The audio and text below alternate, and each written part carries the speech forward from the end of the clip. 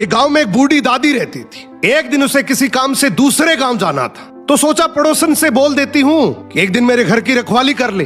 दादी पड़ोसन के पास गई और बोली, मैं किसी काम से बाहर जा रही हूँ, क्या तू एक दिन मेरे घर की रखवाली कर लेगी? पड़ोसन ने तुरंत हाँ कर दी, बोली हाँ माँ जी आप आराम से जाओ, घर की चिंता मत करो। दादी के जाने के बाद ये औरत घर की देखरेख करने आई तो उस घर के एक रूम में बहुत सारी अनाज की बोरियां पड़ी थी। बहुत सारी बोरियां देखकर औरत की नीयत खराब हो गई कि इतनी सारी बोरियां हैं और बूढ़ी को क्या ही पता लगेगा, एक बोरी मैं ले जाती हूं।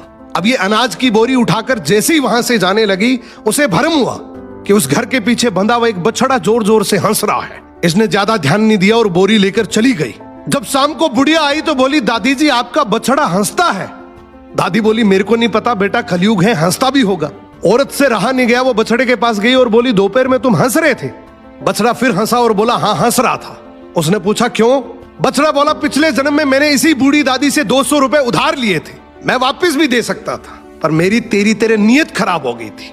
मैंने भी सोचा बुढ़िया है, मेरा क्या ही उखाड़ लेगी। एक दिन अचानक से मेरा समय पूरा हो गया, मेरी मृत्यु हो गई।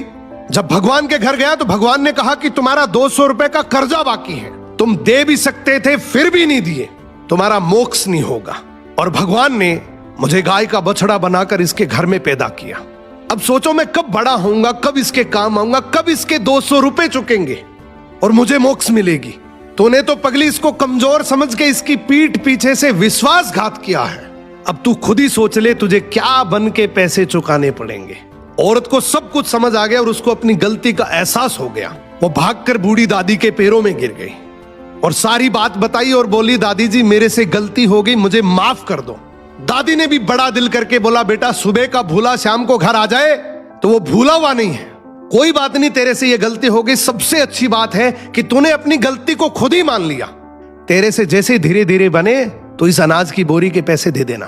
दोस्तों ये कहानी भले ही काल्पनिक हो, लेकिन एक बात बिल्कुल सच है, अगर तुमने किसी का हक खाया है तो इस जन्म में नहीं तो अगले जन्म में भी चुकाना पड़ेगा।